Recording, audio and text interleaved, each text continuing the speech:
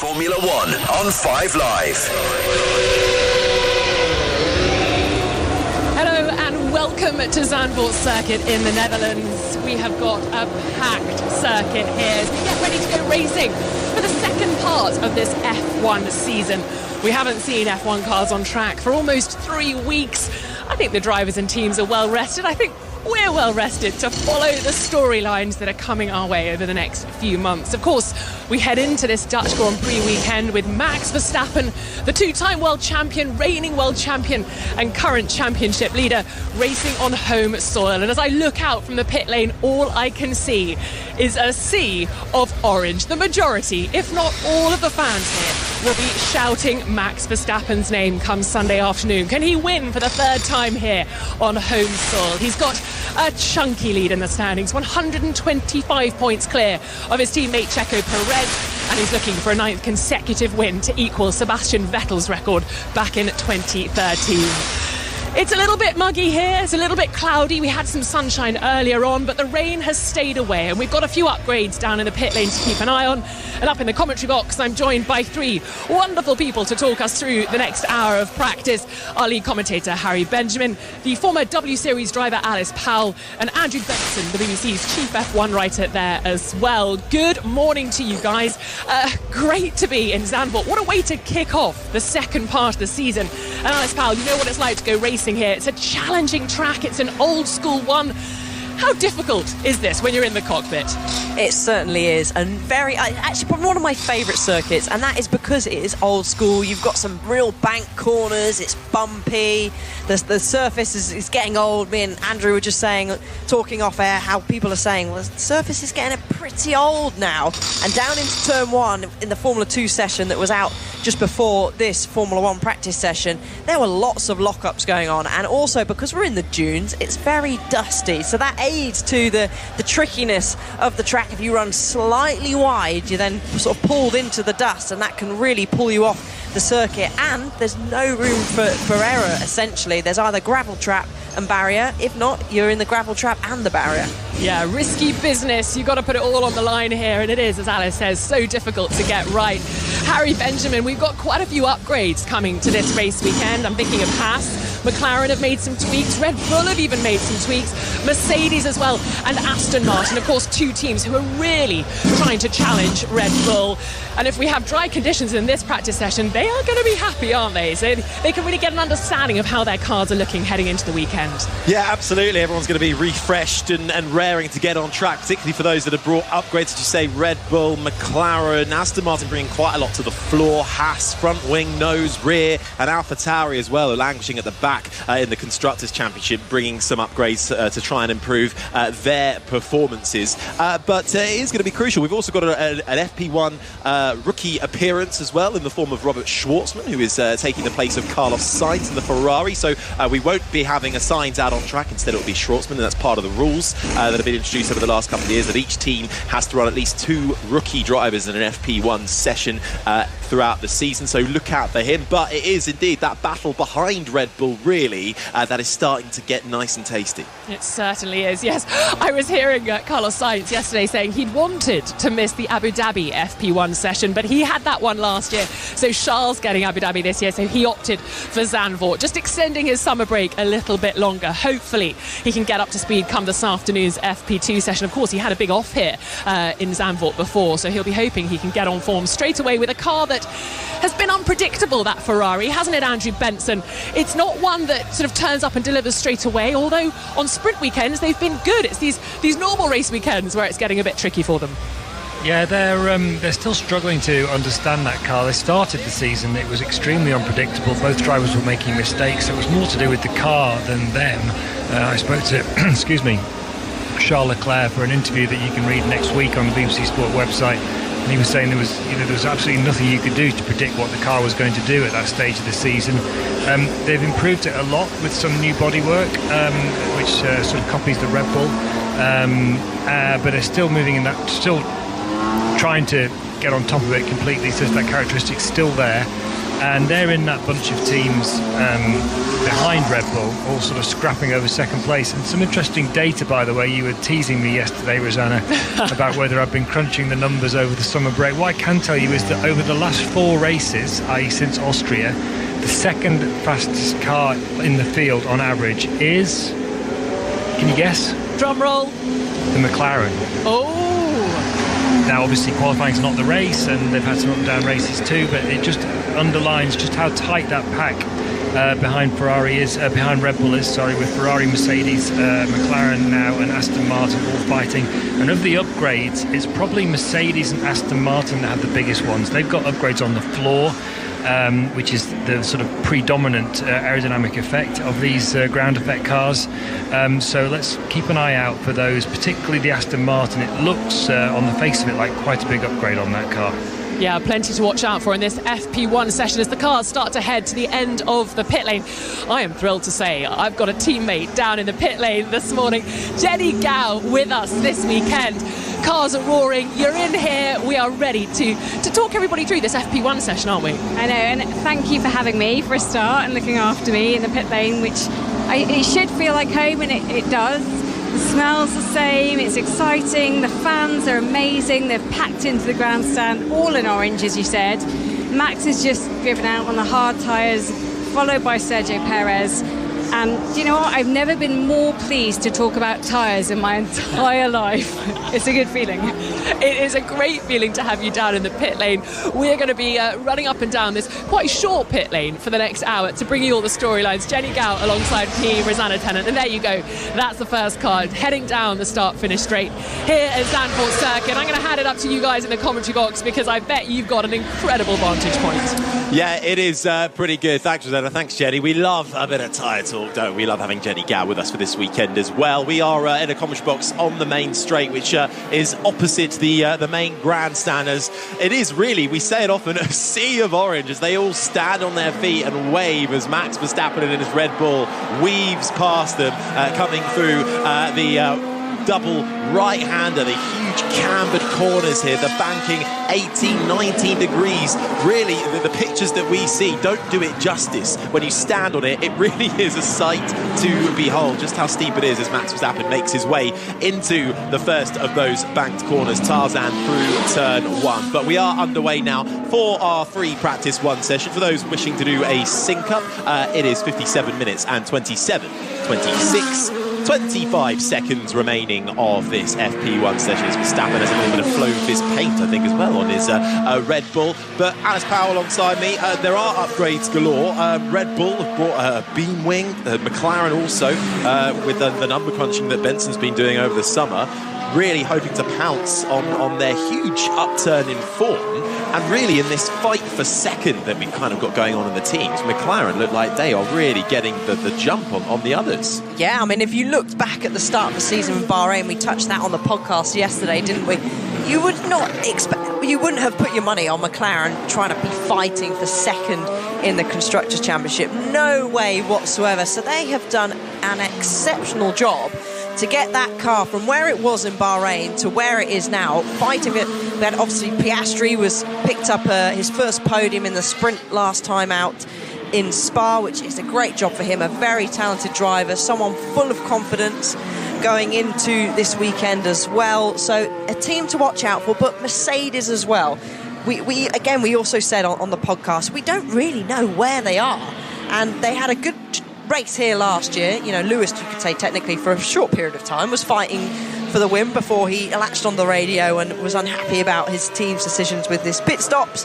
But there's going to be a few teams fighting here in the mix. I know we've been saying, well, it's all about Max Verstappen, but essentially it is. It's his home race this weekend. He's got a huge crowd here behind. We're looking out the commentary box window, and it is literally just... it's either a sea of Red Bull T-shirts or a sea of orange T-shirts, with the Dutch flag being waved around as well.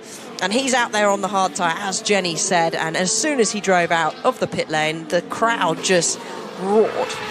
Yeah, we're right in the dunes here in Zandvoort, but we're sort of sheltered from the wind, really, from north of Zandvoort, from the North Sea coast, which is literally sort of just over the dunes on the other side. And really, everyone's been bigging up the rain, perhaps, that could be affecting this weekend's running. We had a lot of it yesterday, actually, in the paddock as we were recording the Checkered Flag podcast, previewing the weekend, which if you want to have listened to that, you can do on BBC Sounds, wherever you get your podcasts. It does still look like there's going to be some showers maybe Saturday and Sunday, but I have a feeling it's Andrew Benson is that a bit more wishful thinking to try and find something that can maybe level the field out a little bit more when it comes to Verstappen not walking away with it. Well, I'm not a weather forecaster, as you know, Harry. But really, unfortunately, I don't. You've not got data for I thought you were BBC's chief weather reporter. It wouldn't level the field either. I feel.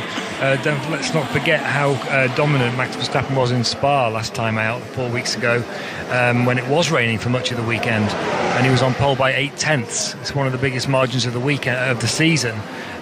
George Russell, by the way, has just gone fastest in the Mercedes, just under half a second ahead of Max Verstappen. Mercedes were properly competitive in the race in Zandvoort last year, and I think it felt to them like a win that got away, which I think maybe they were expecting a bit much. Maybe that couldn't have happened, but they were certainly fighting for it, and they certainly made some errors with Hamilton's strategy, which stopped them at least seeing whether it would have been possible in the end. That win did come, of course, in Brazil in the end with George Russell. They're not in the same position this year as they were last year. Red Bull are further ahead of everybody than they were last year. Even further ahead, I should say, because in the second part of the season they were pretty dominant last year as well. But it throws up some interesting challenges, Zandvoort. It's a bit like Hungary. Hungary doesn't have to bank corners that Zandvoort has, but it's a very corner-centred circuit. You know, it's very low power sensitivity, on which point, by the way, it might be interesting to keep an eye out for Alpine, because one of the reasons they're struggling this season is their engine's not good enough. Someone was telling me the other day that it's half a second down in terms of overall lap time performance just on the engine. So quite why they put the engine boss in charge of the team, having sacked Otmar Zafnauer in Belgium last time out, I'm not quite sure. Anyway. Yeah, well, of course, first race back for Alpine after the big management changes. We'll get onto that. Max Verstappen has gone fastest to the roar of the grandstands, and there are currently 12 times on the board. Verstappen faster with 1:14.3 ahead of Russell, Perez, Sargent, Ocon the top 5. Let's head down to Rosanna Tennant in the pit lane. Yeah, and it's getting a little bit sunnier down here. The clouds are starting to be burnt through by the sun, and there's a nice bit of sunshine in the faster part of the pit lane. I'm still managing to shelter in the shade, but a few cars have come back in after those first few exploratory laps, and quite a lot with a bit of extra furniture on them, some aero rakes. So that shows that the teams are trying to see whether the upgrades they've brought this weekend are going to help them. We saw the McLaren coming in with lots of extra bits and pieces around the front. That was on Lando Norris's car, quickly followed by his teammate Oscar Piastri. So obviously trying to check how the cars are performing, almost like for like, doing a comparison. We've got Flovis, that sort of highlighter colour paint on the back of the Red Bull as well. And also Alfa Romeo with some aero rakes around the back of the car. So plenty of testing going on straight from the get-go, as we're only just a few minutes into this first practice session. Yeah, you can tell it's been a while. They're all keen to get straight out onto the track, as Lewis Hamilton currently has the fastest overall Sector 1 on a fast lap for the 7-time champion. Alex Albon on the Williams has just slotted himself up into second, but Russell has quickly displaced him.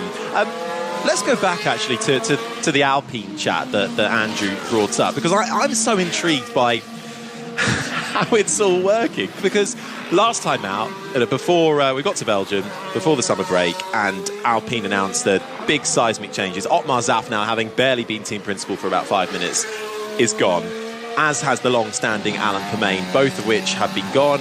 The management didn't agree with where Otmar wanted to take the team, and clearly the performance has also not really been there, with Alpine 6th, and they are 46 points adrift of McLaren ahead of them. And considering, Andrew, that Alpine were buoyant and coming into this year thinking they would be fighting maybe even for the top 3, it's not surprising that there's been huge changes, but how do they dig themselves out of this hole? Well, just to go back a bit before I answer that question, it's an expectation diversity, put it that way, I think. between what the Renault management think is possible and what Otmar Szafnauer and Alan Permane were telling them was possible. That's really what was at the root of the split. They, as you say, entered the season hoping to be fourth again like they were last year, and move closer to what were the top three teams last year, so Red Bull, Mercedes and Ferrari, or Red Bull, Ferrari and Mercedes actually last year in that order. It hasn't worked out that way. In fact, they've dropped back. They're sixth in the championship, and they've been behind Aston Martin as well this year, and now they're behind McLaren too after McLaren's big upgrade. Now, what was going on was that the management of Renault was saying, why have we dropped back? Why can't we do what Aston Martin have done? And they didn't like the answers they were getting from Otmar Szafnauer and Alan Permane. And I think the reaction in the paddock in Spa was really interesting. There was complete befuddlement, disbelief almost, as to what Alpine, on the corporate management side of things, was doing. Otmar Szafnauer and Alan Permane did not design the car or the engine. And it's because of the car and the engine, partly, that they're off the pace. Otmar Szafnauer and Alan Permane did not choose the driver lineups. They did not fail to keep Fernando Alonso and manage to not have Oscar Piastri on a contract and lose him to McLaren. And that's another reason why they're behind, because Esteban Ocon, who's basically been their lead driver this year, is 0.3 a lap slower than Fernando Alonso in the race every lap. So, if you've got an engine that's half a second off the pace and a driver that's 0.3 a second of a lap off the pace, you're not going to be on the pace, are you? So, but the problem was there was a sort of, at the management level, there's a sort of refusal to accept that they are in the position that they are, and a refusal to accept that things need to change in France, particularly the engine department, also of course at Enston, the chassis factory, before they can be competitive again. And I think until they accept that reality, they'll never be successful. That's the quandrum. That's the situation that they're in right now. Yeah, it is quite a dire situation for Alpine at the moment. Gasly's currently in 8th, and Ocon just ahead of him on 7th. Ocon on the medium tyre, Gasly on the hard compound tyre. Verstappen still fastest, the 1:13.275 ahead of Hamilton, who's about half a second behind. Russell, Albon, Sargent the top 5. Perez, Ocon, Gasly, Bottas, Leclerc the top 10. Magnussen, Hülkenberg and Robert Schwartzman in that Ferrari, substituting for Carlos Sainz for this FP1 session, is in 13th. Still awaiting times, though, from everybody else. Tsunoda, Norris, Piastri, Zhou, Ricciardo and Alonso, who have actually all been out on track. Lance Stroll, Alice, has not even gone on to the track, and he's had not an ideal start to this weekend, really, has he? The team saying he wasn't feeling too well on the Thursday, and we saw him walking around the paddock with a sort of a plaster on sort of below his ear on the neck. So clearly, the team seemed quite confident that he would be fine and healthy for the weekend, but he's not got out there yet. And actually, Aston Martin are a bit, well, they were one hand tied behind their back at the start of the year, I think, when they had such great performance, but only really one driver delivering. And now, I think as the development race has gone on, do you think it's a case Aston have slipped back or the others have caught up? I think the others have caught up. We've seen McLaren, it's not that they have jumped forward. Mercedes certainly have jumped forward, even though we've touched on that. We don't really know where Mercedes are at. Lewis Hamilton still nearly 7/10 off on the hard tyre, sitting in P2 compared to Max Verstappen at the moment. But I would say that the majority of the teams or those teams around Aston Martin have certainly caught up. Obviously, they've bought upgrades like most of the teams, as you've already touched on this weekend, but they would have been disappointed with their last few races for sure. For seeing where they started as a team, and we touched on about Alonso looking fresh as ever and sort of having that desire back because he's fighting for podiums, but they haven't really sort of been in that mix where they were at the start of the season. So I know they'll be disappointed with their last few races, and they've not gone out for whatever reason at the moment. Maybe Stroll is readjusting his plaster. I haven't seen that, but as you guys have said, that he's walking around with a plaster. Recovering from an infection, apparently it was yesterday, which he wasn't at the circuit. As we're having a little look now on our screens, that Alonso is sat in the car. The mechanics are just putting the rear cover on now, so maybe they had a little bit of an issue on both cars there, but Alonso sat there doesn't look phased whatsoever. It's the Haas is coming in and having a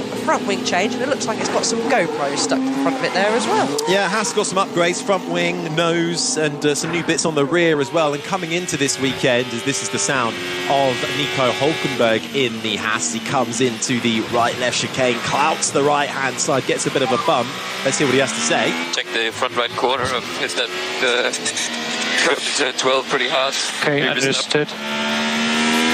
Yeah, I thought he clouted that inside corner a little bit, and as he's decided it's enough to send him a bit of a worry, so he backs off, and I think he's coming into the pits at the end of that one. Well, I would say that Haas is pretty robust. Remember last year, I think it was turn 2 where Magnussen spun, hit the barrier, and it looked like a pretty hard hit, but, you know, probably wasn't running 100% true, but he still managed to carry on around, as Magnussen now is back in the garage. The mechanics are on top of that front right corner, having a good little look at it, but I'm expecting that it will probably be all right. Yeah, well, both of them should have some renewed confidence because coming into this weekend, Gunther Steiner and Haas announcing that they are staying with the team into 2024. Which I think most people expected anyway. I know Kevin Magnussen has maybe been a little bit outshone, outperformed by Nico Hulkenberg coming back to Formula One, certainly in qualifying. But K-Mag always seems to have the race pace, but that car has just seemed to have an inherent struggle. But equally, Steiner happy with the experience that and the continuity, I suppose, that Magnussen and Hulkenberg bring.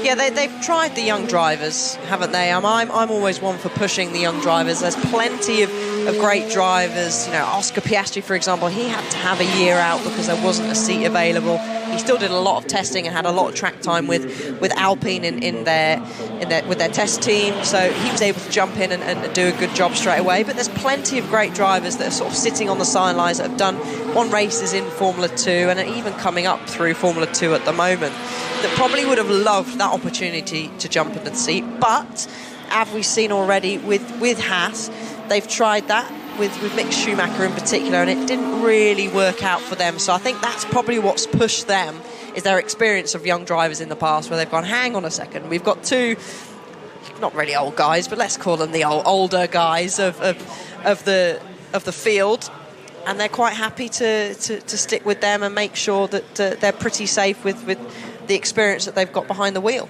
Yeah, well, this will be Magnussen's 114th race start, I think. So certainly a lot of experience between those two, and both seem to get on quite well after a few public spats in the past, as Kevin Magnussen with his rear wing flap open with the DRS, the drag reduction system, being activated along the main straight, crosses the line, slams the brakes into Tarzan turn 1 and through into the tight and twisty middle sector. It's actually quite, it seems, you're the driver, a challenging track. You know, you've got the fast sweeping corners, but we've mentioned it's extremely banked. You have got the sand and the dust that can very easily be sort of blown over from the dunes and onto the track. It's the second shortest track on the calendar. So even for experienced drivers, but also, you know, for rookies like Robert Schwartzman, yeah. Nico Hulkenberg hasn't actually raced a Formula One car on this track. He did do back in, I think it was an F3 Masters many years ago. But even for the experienced and the rookies, it's surely going to be quite a lot to learn in FP1. A lot. It's bumpy. It's dusty. Okay. You should have seen the F2 session that went out earlier on. One of the first cars that went around. It's just a plume of dust, and that will all blow back over, you know, during the night. So the sessions tomorrow they'll start from afresh, essentially. Not quite as fresh as it was this morning, but adding that to the bumpiness, the dustiness, the no room for error, those proper old school circuits, which I think, you know, most tracks should be like. We don't want all this runoff. You know, we want drivers, and particularly me as a driver, you know, you want to have that added pressure that if you happen to make a mistake, you are going in the gravel, you're going in the barrier. And I think these sort of circuits, Paul Ricard one, for example, we're not going there this year. But that's a circuit where, you know, for me, and I know quite a few drivers who agree with this, is it's not really one of those challenging circuits. It is in terms of how the corners are laid out, but not like this track, where, like I said, if you do make a mistake, you will get punished for it. Absolutely. Well, this is the sound of Valtteri Bottas in the Alfa Romeo, which has come across the line and gone with a 1:13.8 on the medium compounded tyre. That's put him up into third in a slightly revitalised, rejigged Alfa Romeo livery. Did you design that? No, no, I didn't actually. It's designed by the graffiti artist Boogie. It's part of a tie-up with Alfa Romeo and this graffiti artist. It's not just on the car; it's on the overalls as well. It's sort of slightly. It's still sort of the Alfa Romeo red, but it's got a little bit of black in there, a bit more of that, and there's some nice sort of swirls and things like that on it. So that's a good explanation. Yeah, some very swirls welcome. and things like that. It's replicated in the garage as well. As we have a little look at who's in the garage. There's a lot of cars in the pits at the moment. Work being done on the front end continually of Nico Hülkenberg's Haas. Lando Norris also with no time yet on the board. Equally the same for Oscar Piastri in the pit lane. Norris with a lot of work being done to the front left of that car by the engineers. Let's head down to the pit lane with Rosanna. Zandvoort circuit, and it is a little bit breezy, I have to say. It's just picked up as the Mercedes cars start to head out on track. We've just been watching the mechanics work on the cars, both the front and rear suspensions, getting a bit of attention from the mechanics. And there was a little bit of traffic when both the Alpine cars came into the box. Esteban Ocon was first in. He pulled in, had a change of tyres, and then Pierre Gasly also came by, and they were sort of getting a little bit caught up, I would say. But actually this year they've extended the gaps between the pit boxes by 1.5 metres to prevent traffic in the pit lane. We've seen quite a bit of it this year, so they're trying their best to alleviate that problem if it perhaps reared its head over the weekend. Yeah, it is a really, as well, it's the second shortest circuit on the calendar. It's a really tight pit lane, as you say, Rosanna. In fact, they sort of reduce the speed, the pit lane limit speed that you go through from 80 to 60 kilometres an hour for this race, because it is just so tight, so compact. So in the interest of safety, they do slow the cars down further in the pit lane. But that means it's a short run through the pit. It's in and out. It's around, I think, the 13-second mark. So if you can get your pit stop planned nicely, it could well prove quite strategically advantageous. The sound of Fernando Alonso, who is starting now to get some lap times on the board, and he slots his Aston Martin up into 14th with 38 minutes and 2.10 seconds remaining of free practice one. Verstappen is fastest with a 1:13.191 on the hard compounded tyre, ahead of Lewis Hamilton. Valtteri Bottas is up in third. Perez, Sargent in the Williams, the top 5. Gasly, Ricciardo, Albon, Ocon, Russell, the top 10. Magnussen, Leclerc, Hülkenberg, Alonso and Robert Schwartzman, the top 15. And last currently of those setting a competitive lap time, Yuki Tsunoda has gone through all 3 sectors but then bailed into the pit lane in 16th. Norris has been out there too, but not with a lap time yet. 17th in front of Piastri, Zhou and Lance Stroll, who is now out of the pit lane after quite a delayed start. We're not quite too sure why, but in his Aston Martin, but he is out there now, coming into Sector 2, the Canadian racer. It's such a tricky one to kind of understand, but if we look at the mid-pack, but I actually find it really hard to sort of pinpoint who the mid-pack is at the moment, because you have Red Bull at the front, and let's just, for those who let's go through a reminder, they have 503 points. That's a 256 point advantage over Mercedes, who have a 51 point advantage over Aston Martin in third. There's only 5 points between them and Ferrari. Then McLaren, there's a little bit of a buffer, but at the rate they're going, starting to catch up. Alpine then in 6th, kind of no man's land. Then come Williams, Haas, Alfa Romeo, AlphaTauri. But that's quite a big backmarker pack. Or do you classify that as the mid-pack? Or is this is Formula One, it's kind of actually quite tight behind Verstappen? Yeah, I would probably say that your mid-pack is roughly, at the moment, with the championship sounds, is going to be that McLaren, Alpine and Williams. McLaren, I expect, will make jumps forward if Mercedes don't progress much more, Aston Martin. So I think it's hard to judge from sort of this point in the season on where roughly your mid-pack is, because McLaren are going to say, well, hang on a second, going with our past couple of races, we're not mid-pack, we're joining the front pack. We'll have to abort a box, we have an issue. Funny noise. Yeah, understood.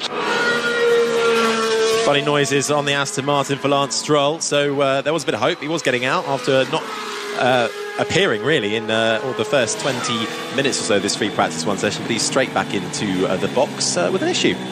Yeah, he is. So these cars would have gone back to the factory, but they have a factory shut down, so that is the rules. None of the mechanics, none of the core team personnel can go in. The cars can't be touched. They've got to be left there, ready and waiting, packed up to come to the Grand Prix. They will strip the cars down. They will rebuild them, but obviously there is an issue there with Lance Stroll's Aston Martin. But looking at the times, Harry, last year, Q3 time, which of course was set by Max Verstappen, was a 1:10.3, and at the moment, Verstappen is sat at the top of the times at a 1:13.1. So there's still a lot of room of improvement for the circuit. That's not necessarily going to be a performance for these cars. It is literally just the circuit. We've seen a few drivers run slightly wide as Lewis Hamilton now, with his DRS wide open, heads down into the tricky 11-12, where they've actually added some resin. I think it was the same for last year, actually, at turn 12. A little bit, about a foot of the gravel inwards, there's this resin there which sort of makes sure that when they do hit the gravel, I say when, if they hit the gravel, it doesn't spray all across the track as he comes now across the line to complete a lap. Actually was purple in the first sector there, wasn't he, Harry? Yeah, and then he lost time in the last two sectors, but does still improve his lap time. 4.5 tenths, so just under that behind Verstappen, with just over half an hour remaining of this free practice one session. Now, we saw Lance Stroll coming into the pit lane reporting an issue. Fernando Alonso is just entering the pit lane as well, and I believe Jenny Gow is by Aston Martin. What can you see, Jen? Yeah, we're just watching Fernando Alonso come past us. He's just about to go back out into I think he's going back into the garage now. Lance Stroll has also been out there, as you reported. It's a really interesting dynamic, this one, of the battle between Aston Martin and McLaren. We've seen a lot of work going on with Lando Norris's McLaren. He's just having all the things taken off the car so he can go back out and run clean. They've obviously done a few developments and tweaks, but Aston Martin are just hoping that the upgrades they bring this weekend are actually going to pay dividends, and they're going to back end the season, as opposed to McLaren, who they think have front-ended the season with their development. So this is an interesting battle between these two teams, as who's got the development right at the right time. Yeah, that's a really good point. Actually, Jenny, as you were talking, we saw, I think, the reason why Fernando Alonso came into the pits. We've just seen a replay coming into the turn 11-12 chicane. Alonso having to take to the gravel and cut through it. So I think he was just coming in for a bit of a clean out from the underside of that car and to check there was no damage on it. But it's a very good point. Aston Martin, I think, have admittedly slipped back in that development race. They went down, Mike Crack, the team principal, saying we went down, I think, the wrong route, chasing something. We realised that, and now we have to kind of reassess and refine that. But also, you know, they made such a huge jump at the start of the season that sustaining that is actually really difficult, as Logan Sargent in the Williams, he is on the soft compounder tyre, has just gone fastest with a 1:12.814. So a nice tidy lap there from Sargent, but he is on the soft compounder rubber. That's the Red Bull tyre, so the fastest tyre out there. So seeing what that Williams is made of. But it is a fascinating battle. And, well, we don't know the answer, do we? We literally don't know the answer. Lots of people have bought upgrades this weekend. The weather could throw in a mix potentially. Sargent, though, is cruising round on a cool-down lap, it seems, and they're actually going through the corner there at turn 7, where he entered the barrier last year, racing in Formula 2. So you didn't have to bring that up. Yeah, sorry, Logan. Sorry, I'm just letting everybody know. Give the kid a break, come on. But he's sitting pretty at the top of the times at the moment, albeit is the only driver to have gone off on the soft tyre at the moment. Yeah, Logan Sargent, one of 3 drivers, still yet to get off the mark. Daniel Ricciardo being the other, of course, coming in to replace Nick De Vries, who is the other driver, of course, now not a part of the Formula 1 campaign after being replaced at AlphaTauri by the Australian Grand Prix winner. Max Verstappen has an 125-point lead out in front. He's going for the record of 9 consecutive race wins this weekend to equal Sebastian Vettel's. Sergio Perez is second and now has a 40-point gap buffer to Fernando Alonso, who is only 1 point ahead of Lewis Hamilton. Then it's Leclerc, the top 5, Russell, Sainz, Norris, Stroll and Ocon, the top 10 in the drivers' standings. When it comes to Sergio Perez, Alice, we all know, we've all talked about it, he's had a bit of a nightmare since, I think probably since Miami, really, when Verstappen was able to catch up to him, having started further back, and Perez went from pole and won the race, didn't win, with Verstappen right there with him. And then Monaco crashed in quali, started from the back, and since then it's been a spiral downwards. But in the last few rounds, you know, Silverstone 6th, Hungary 3rd, Belgium 2nd, now having a summer break. Do you think that's going to have done something for Perez? Do you think he's had to re-evaluate his mindset and just think, well, I'm not as fast as Max Verstappen, in which case, once you understand that, maybe actually you'll go better? I think the summer break couldn't have come soon enough for Sergio Perez. He had that incident, didn't he, in free practice in Hungary, where basically his first lap out, he went on the grass entry into turn 5 and went into the barrier. And that is just lack of concentration. I think that is the reason for that, is he's got this pressure. And being in that second Red Bull seat, you know, okay, it is the fastest car out there, so it'd be great to be in that seat. But you're up against Max Verstappen, and that is difficult. And he knew taking that role, that job, that there was going to be a lot of pressure on his shoulders, but it's how you deal with that pressure. And everyone deals with pressure differently. Some people better than others, and I just think these tail end of the races at Hungary and Belgium, where, okay, he got on the podium for both of those races, but he was still quite a bit behind his teammates. So I would have thought he would have used that summer break. Hopefully he used it. The wise thing to do would to be just totally reset, have that break, probably not focus too much on, oh, I'm lacking behind, but how he can develop forward in himself, because we know he's fast, he's got the pace. You know, he beat Max Verstappen, he has beaten him twice this year, with the win at Saudi and the win at Azerbaijan and Baku. So he can do it, but a lot of it comes down to your state of mind and your mental state, and that is talked about in sport all the time, but that can be make or break for whether you're a driver or an athlete. And with Daniel Ricciardo in the AlphaTauri, if he suddenly starts to get back in the swing of things, do you think Ricciardo actually poses a serious threat for Perez? Perez does have a contract for next year, but we all know Red Bull contracts can be switched about left, right and centre. I personally, if I was Perez, I wouldn't necessarily see Daniel Ricciardo as too much of a threat. I mean, I'm sure Ricciardo would take that seat if it was offered to him. I think he'd have a long, hard think about it, because he's been there before and he's got the t-shirt, and it was a bit frosty, wasn't it, between him and Max when he eventually left. So I wouldn't say Perez would be too worried about that, but he knows that this is Red Bull and it can be unpredictable. We've seen what happened to Kvyat, was one of the drivers. We've seen what happened to it was Gasly as well, getting sort of biffed out for Albon. So that things can change quickly at Red Bull. So he won't be feeling too comfortable, which is why he's really got to sort his state of mind out so he can make sure he has a strong second half of the year. Well, it's looking good at the moment. He's currently fastest, is Sergio Perez, 1:12.4, ahead of Albon, Sargent, Gasly and Verstappen, now the top 5. But Perez, Albon and Sargent, the top 3, all making the move onto the soft compound of tyre. Now, a little while ago, we saw Lance Stroll, in the pit lane for a while. Then he went out, reported a weird noise, came back in, and we've not seen him since. I think Rosanna's down outside Aston.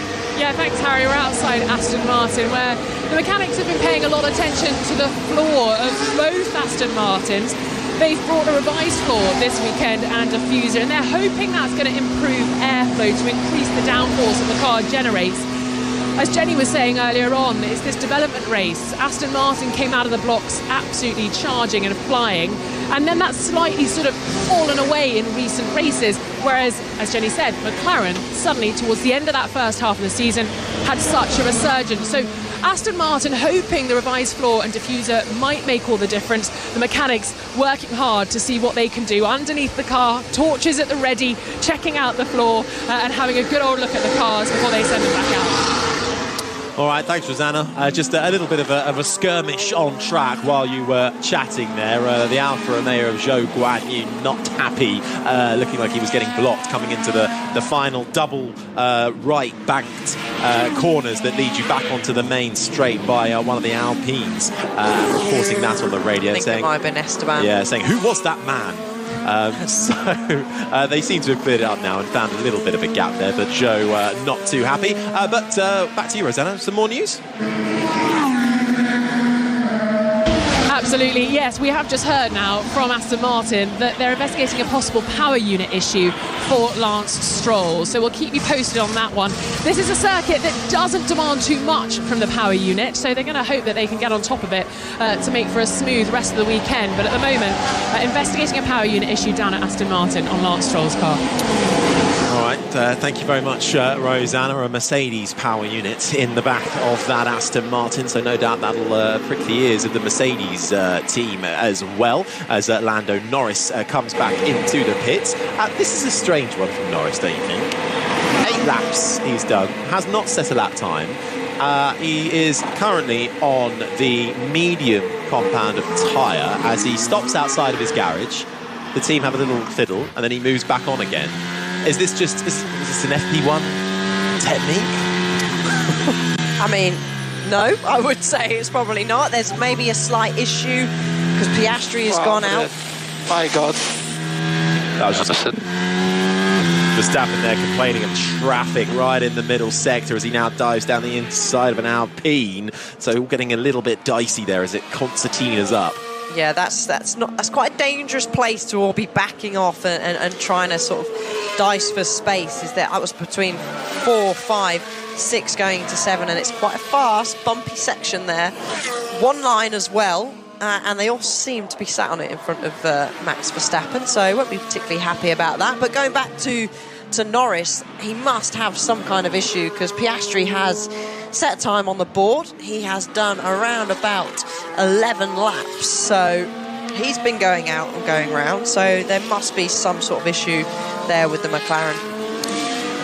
23 minutes, 28, 27, 26 seconds remaining of free practice 1 here in Zandvoort ahead of the 13th race of the 2023 Formula 1 season. We are back, refreshed, recharged after the summer break where there is a forced summer shutdown. Nobody is allowed to work. The teams are not allowed to work on their cars for a period of 2 weeks during that summer break, and so all very eager to get back on it, and straight away you can see that with multiple teams bringing some quite big upgrades to this weekend. And actually there are quite a lot of action right from the start of FP1, which is always good to see. They want to get out on track, and I suppose they want to crucially grip it up.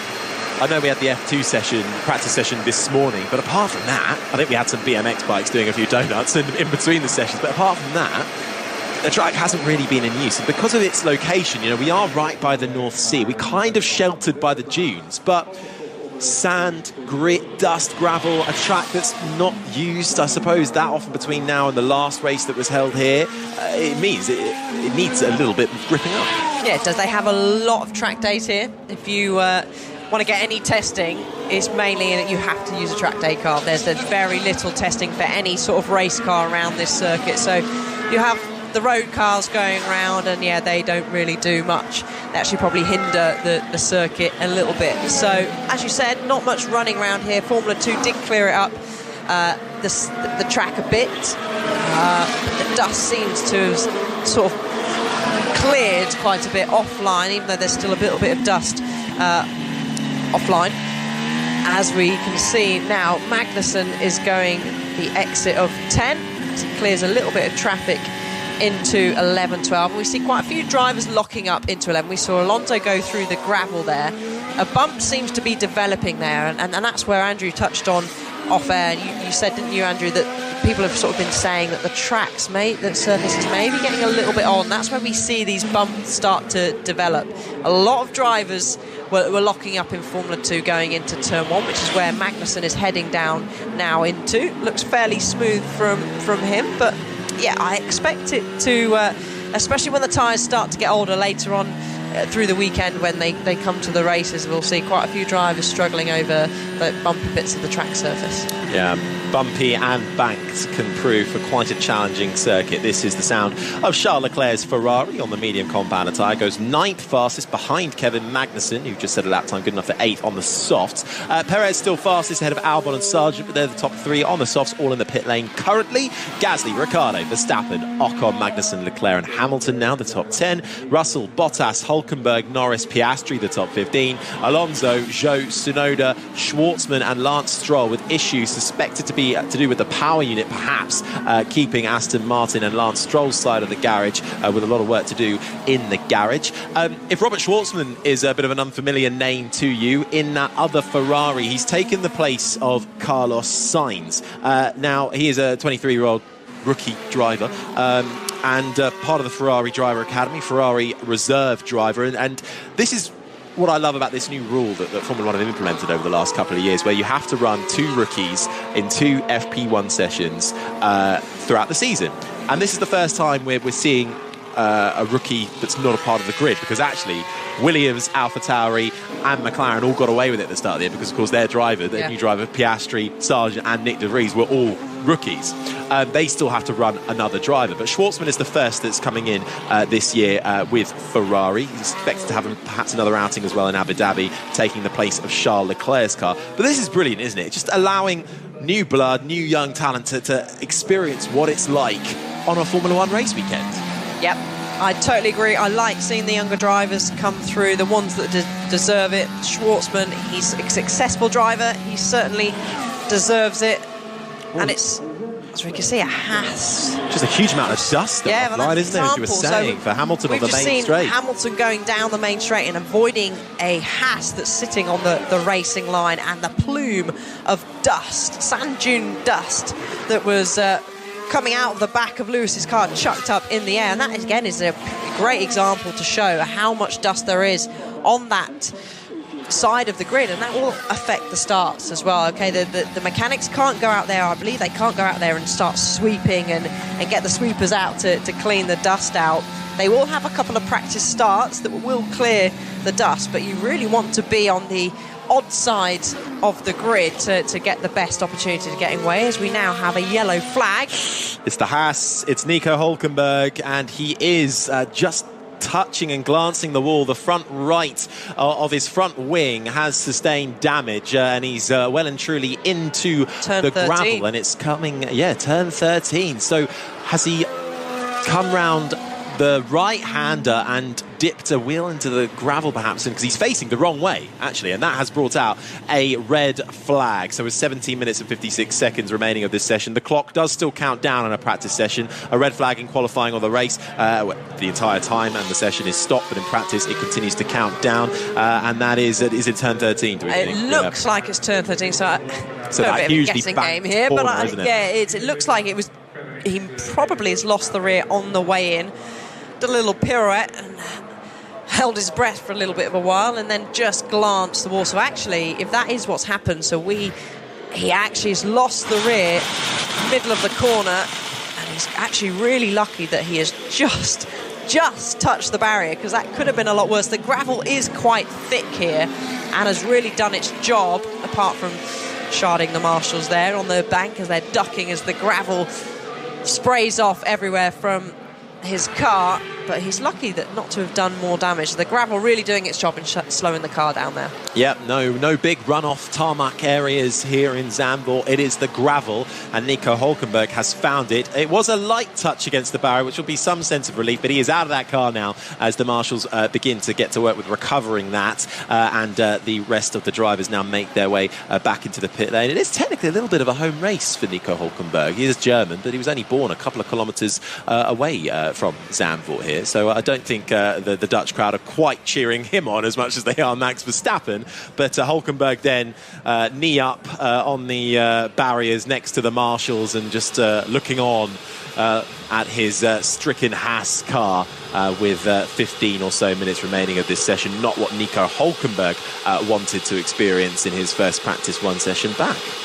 Yeah, it's what Oscar Piastri was actually talking about. This Hulkenberg's just demonstrated just now. He was talking about, because it's an old school circuit, he was saying there'll be no track limits issues at Zandvoort this weekend, because if you have a track limits issue, it normally means you're in the wall. And there is Nico Hulkenberg having a track limits issue. And on another track, he might have had a spin, ended up in a sort of asphalt runoff area. He hasn't. He's lost it there and gone through the gravel. And although the front wing is only lightly damaged, I suspect that deep gravel that Alice was talking about has probably ripped the floor to pieces. So that's probably going to be more work for the Haas team than they would have wanted. The upgrades that are key for them this weekend that we didn't mention earlier, they've got some changes to the brake area, where they're trying to get heat out of the brakes in a way that it doesn't affect the tyres. It's quite a complex scenario because Formula 1 teams use the heat from the brakes to get the tyres up to temperature. And that's the thing they've been really struggling with, isn't it? Yeah, but then you want to make sure that temperature doesn't get too hot, because then it overheats the tyres, and the issue with Pirelli tyres is they overheat very easily. So there's a very fine balance, and Haas are the team that are probably on the furthest on the wrong side of that balance, in the sense that you've seen Nico Hulkenberg particularly doing some brilliant qualifying laps. He's been in the top 10 of the grid at half the races so far this year, including second on the grid in Canada, I think it was. He's been done really well, but then he seems to drop like a stone as soon as he tries to do more than a couple of laps in a row. And Haas are trying to fix that with these brake drum upgrades. If you look at the Formula 1 car when it's got its wheels off, you can see these, they call them cake tins. They sort of a bit of carbon that surrounds the brake discs, so you can't really see the disc, at least not looking from above anyway. And they use that as a sort of airflow conditioning device. Here's Alice, you can talk us through this accident.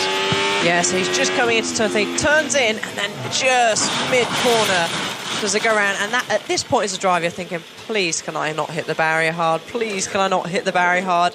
As he didn't. So actually, it didn't look like he did anything particularly wrong. It wasn't really track limits, I suppose. It's just that the rear seemed to just swing round them. Yeah, didn't it? just as he was going to creep back on that throttle. So maybe he just, for the grip levels out there at the moment, and for the level of grip for his car, he maybe just carried a little bit too much speed into the corner, and the car gave up. And Magnussen is looking on, but I'm just it's interesting for me to have a look at these sort of images we're getting at the moment, as I always look at the tear-offs, which is probably a bit of a bizarre thing, just to get a gauge of how dirty the track is. So what the drivers have on their visor, these sort of plastic tear-offs that they're able to tear off, hence why they're called tear-offs, when they're going along. So if you do get dust build up, or any dirt or bugs, flies that do come onto your visor, instead of wiping it and smudging it all over your visor, don't obviously have windshield wipers either. You simply just tear it off. Make sure you put it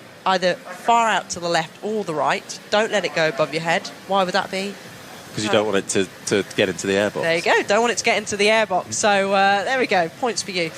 Make sure you let it either side. So we were just seeing these images, and I was saying, it does look like it's pretty dusty out there because of the tear-offs. They do have a lot of tear-offs on the helmets, don't you? You can see, I think Max Verstappen, there's like 3 or 4 he's got perhaps there. He's probably, so I know with Bell helmets, they usually put about 12 on you a are such a nerd at these things. Well, she is a racing driver, to be fair. True, yeah. I mean, you can see why. I mean, in the commentary box here, we're looking out over the sort of left hand, as we're looking at it, edge of the pit lane grandstand, and right next to that grandstand is a bit of sort of unused ground, and it's just a massive lump of sand, which is about 8 feet high, isn't it? And behind that is another sort of it's land, but it's basically more sand with that sort of tussocky grass that you get on a golf course in Scotland, and behind that some holiday homes.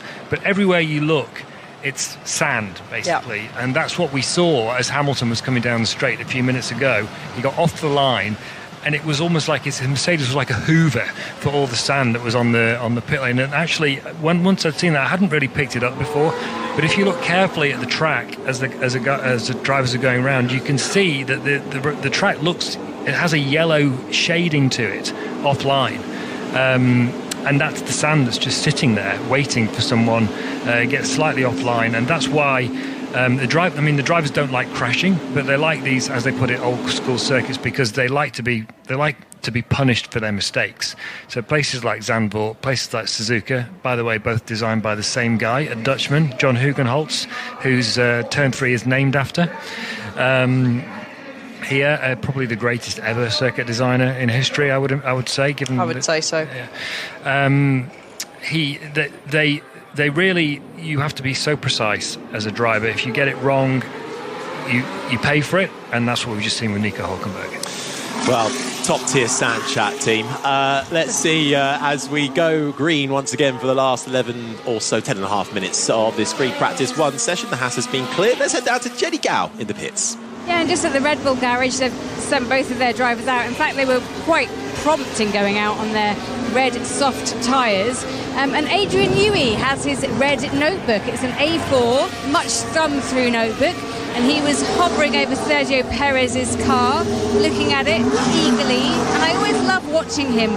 He's a master of his craft. He's got his blue baseball cap on, very old school, but very new school when it comes to developing ideas, maybe for next year's car. Maybe he saw something that gives him an inspiration for the 2024 car, which is a worry for all of us.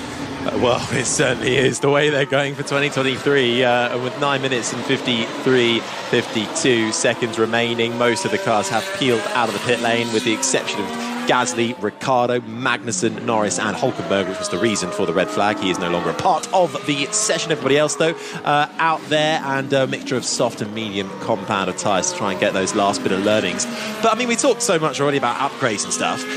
It is now the point where, or has it already happened, where they start to think about, right, okay, how much longer are we going to invest in this car, and when do we make the switch to next year? They've already done it. Yeah. They've already done it. All the teams are talking about the last set of upgrades for this season. I think people don't really quite grasp, perhaps, who are outside Formula One, how early the teams start next year's design. So they'll start to lock it down in March, April time. But I was speaking to Zach Brown, the McLaren Chief Executive Officer, some months ago, and he was talking about already having an outline for the 2025 car. And this was in February of 2023.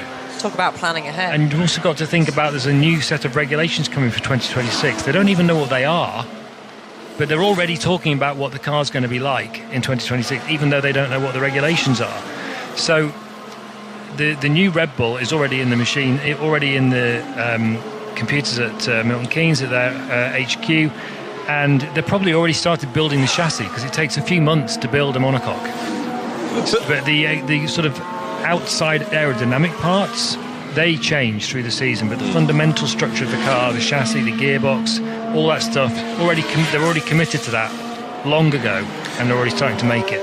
But with the McLaren story, because half of their story is actually based about upgrades in terms of their facilities as well, when it comes to a new wind tunnel and a simulator that's 20 years old. But because they're having these big fundamental changes, as Max Verstappen peels out onto the main straight behind the AlphaTauri, kicks up the dust offline, and then allows the AlphaTauri back through to overtake him around the outside into Tarzan Turn 1. Verstappen now fastest, by the way, with a 1:11.8. I know, obviously, clearly the teams think ahead, but for McLaren it seems like they are having to almost think doubly than others, because they're having these huge fundamental upgrades with simulator, wind tunnel, etc. Yeah, well, so there's two parallel things going on at McLaren. So first of all, there's the thing that they missed a development in the winter, and that's what they were talking about before the season even started. That's why they accepted that they were going to start the season uncompetitively, because they realised there was a whole load of downforce that they'd left on the table. And they could see that was going to now come once they'd realised that it was where it was going to come from, but it was going to take them some time to get it.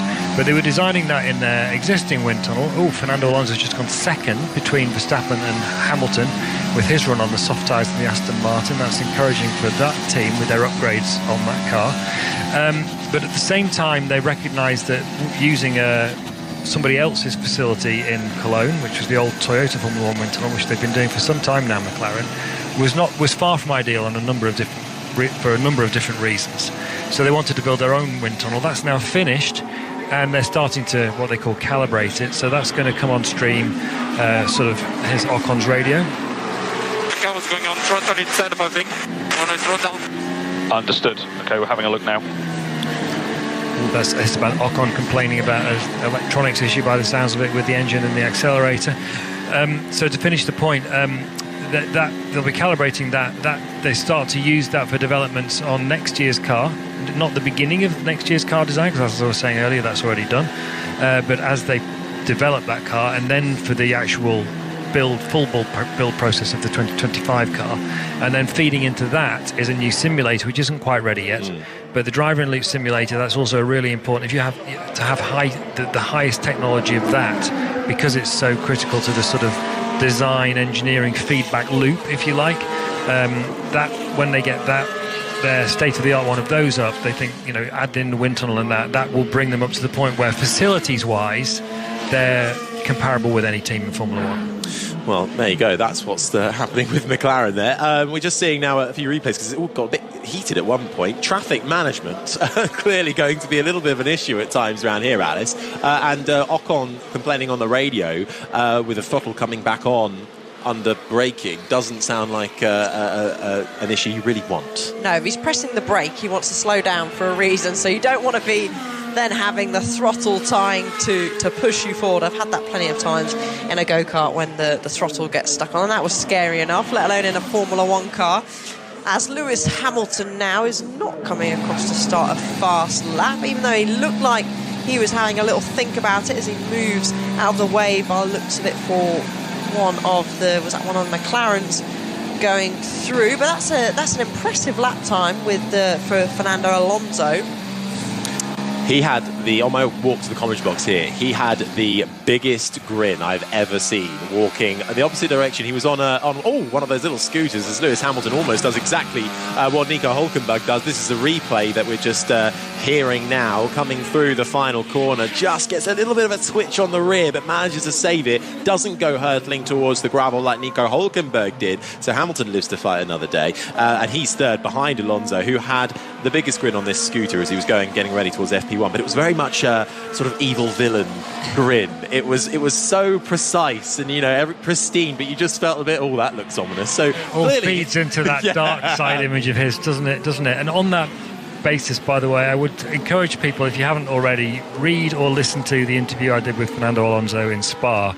You can still see it on the BBC Sport website or on BBC Sounds if you want to listen to it as a podcast, where you get the whole interview on BBC Sounds. He says some really, really interesting things about his own personality, his character in Formula 1, his past, some of the controversial issues that he's been through in the past, talking about Hungary 2007 for the first time I've heard him really talk about that, having a real go at Otmar Zafnauer, the Alpine team principal. It's as one of my respondents on Twitter said, it's a gold mine, and it really is. What was your big takeaway? I'm not bigging myself up here. Here's Schwartzman's radio. The rear is super unstable. Okay, copy that. Yeah, we saw a few snaps there.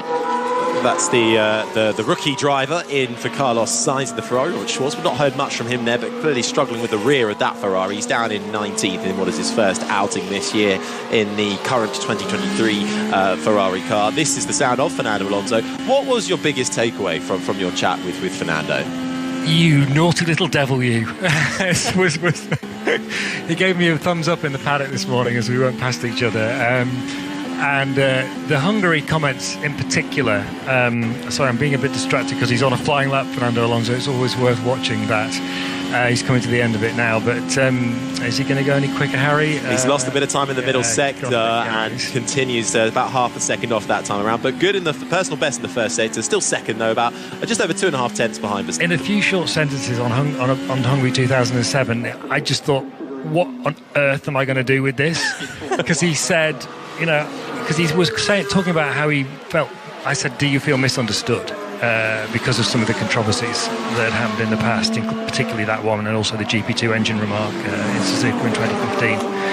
And he said, yes, some of the things that happened in the past could lead to misunderstanding. So I said, well, then no one's heard my side of the story. So I said, what is it then, Fernando? And he said, well, in Hungary, for example, like you said, they fitted me used tyres at the pit stop. And there's a radio transcript. And my own team protested against me. And I'm like, whoa, hang on a minute. Did they fit used tyres? Is there a radio transcript? Did the team protest? Actually, the team didn't protest officially, although they did go and complain, and he did end up getting a penalty, whereas Hamilton didn't, and you could argue that Hamilton deserved one just as much. the used tyres, I look back on the TV footage, the front ones don't look used, but actually then Jack Aitken, who fills the Alice role sometimes, he sent me a photo from the back of the pits, and his rear tyres do look like they were used. So I thought, oh my God. Wow. Is he telling the truth? And then this radio transcript, I started phoning around people who used to be in McLaren at the time, and they were like, I don't remember, but all I actually remember was radio silence from Fernando when he was in the car, that he didn't say anything at all. So I'm thinking, where am I going to find this radio transcript? So I thought, how am I going to handle this when I'm writing the interview? Anyway, I found a way, and people can go and read it. Yeah, don't give too much away. Yeah. That is fascinating. I think the biggest takeaway was Jack Aitken there? How old is Aitken? But that was fantastic. We need Jack Aitken and Mark Priestley here as well. Fantastic. So do go check that out, the written article on the BBC Sport website, and you can hear it all through the Checker Flag podcast, available on BBC Sounds and wherever you get your podcasts. It is well worth a listen of your time. There are mere seconds left of this free practice 1 session. Lewis Hamilton is on an absolute stormer on the soft compound tyre in the first sector at the moment as he rapidly approaches turn 11 and 12, the chicane, but then backs right off. Yeah, he spoilt it for everybody. Just giving us a little teaser. But actually we got to watch Charles Leclerc go round, and that Ferrari does not look happy at all. We heard Schwartzman on the radio saying the rear is so unstable. Well, Leclerc was really fighting the rear around, and they are both on the medium tyre, but even Bottas is in the medium tyre, is ahead of Leclerc and Schwartzman as well. So that Ferrari, chaps, is not looking very nice, is it? No. That is the session, though, done. One quick glance to see if anybody is finding any time in these final closing moments, and no, they're not really, so I think we can call it there and shock. It's Max Verstappen with a 1:11.852 on the soft compounder tyres, who finds the gravel right at the end of the session, rejoins the McLaren, just has to get out of the way, and that's coming through the chicane. That's the Fernando Alonso line that he did earlier. Decides to bail out of the right-hander of 12 and has to go straight through the gravel. So you haven't seen the beginning of that incident there, but he carries on going. By any means. No, it wasn't lap pushing. Time wide. So, I mean, he nearly matched his fastest middle sector, but wasn't up at all. No, well, he carries on going until he'll end his lap and then head into the pits, but he is fastest ahead of Fernando Alonso, Lewis Hamilton, Sergio Perez and Alex Albon, the top 5. We are just getting a little look at that replay of the incident. Looks like he carried just a bit too much speed coming into that right-hander, and instead of losing the rear and spinning round, carries through into the gravel. So I'm sure they'll do the checks on the floor there, but he does really back off the pace as he rejoins. Albon the top 5, ahead of Norris, Sargent, Piastri, Tsunoda and Ocon the top 10, Russell, Gasly, Ricciardo, Magnussen, Bottas the top 15, Leclerc in a Ferrari that seems to be struggling in these early stages down in 16th ahead of Zhou. Nico Hülkenberg found the gravel and brushed the barrier early doors, is 18th. Robert Schwartzman taking the place of Carlos Sainz with his FP1 session. We'll see Sainz later on for FP2 back in that Ferrari. He was 19th, and trouble for Lance Stroll with issues in that Aston Martin. Only round this track 2 times, so work to do on his side of the garage. And that is FP1 from Zandvoort, done and dusted. Thank you very much, Harry Benjamin. Yes, you can just hear the cars lining up on the start-finish straight to do some practice starts ahead of Sunday's Grand Prix. We're just watching on as they come round that final bank turn. Little bit risky there for Max Verstappen. What a session right at the top, Jenny, but a little venture off into the gravel as well, keeping us all on the edge of our toes. The champion is, isn't he? Well, he's got to do something to keep the drama alive and to keep his own excitement going, so maybe that was it. But it's nice to know that nothing's really changed. It's still Max Verstappen leading the way. I thought there was some interesting times in there, though. Definitely. I think the Williams, both of them up there, because when they bolted on the soft tyres, I thought, OK, it's favouring Logan and Alex, but actually staying right up there, finishing P5 for Alex Albon and Logan Sargent P7. So is that real pace for the Williams? We didn't think they were going to go very well around here. Yeah, who knows? FP1 is always hard to tell actually who's going out there and really delivering, and so it gives them hope. It doesn't matter if it's real at the minute, it just gives them a nice bit of hope to go into FP2, and that momentum is so important through a race weekend. It gives them that. especially when Logan Sargent's seat is under a bit of scrutiny at the moment. Another rookie that's being examined by the media heavily, and I'm sure by his team as to whether he can keep that seat for 2024. We had an off from Nico Hülkenberg in the Haas. We had a rookie in the session as well, with Robert Schwartzman taking Carlos Sainz's seat. The Ferraris looking like they are struggling, Jenny. Yeah, really bad, isn't it? They obviously are, as the guys say, they're struggling to control the rear of that car. And you think they go away for a break, they'll come back, they'll have new parts, they'll have development, but that car looks even harder to drive. So when Carlos Sainz gets in the car this afternoon, he's going to have a real challenge on his hands to just get to grips with it, because obviously it's not performing how they want it to perform. Yeah, surprisingly not making any changes to the car as they come into the Dutch Grand Prix weekend. Plenty to look out for then as we head into FP2 later on, but it was Max Verstappen leading the way in FP1. My thanks to Andrew Benson, Alice Powell, Harry Benjamin, Jenny Gow as well with me down in the pit lane, Rosanna Tennant, and we're going to head back then to Bristol. Thank you. Bit of a hospital pass in some ways, but it's not your fault. It's raining here in Bristol.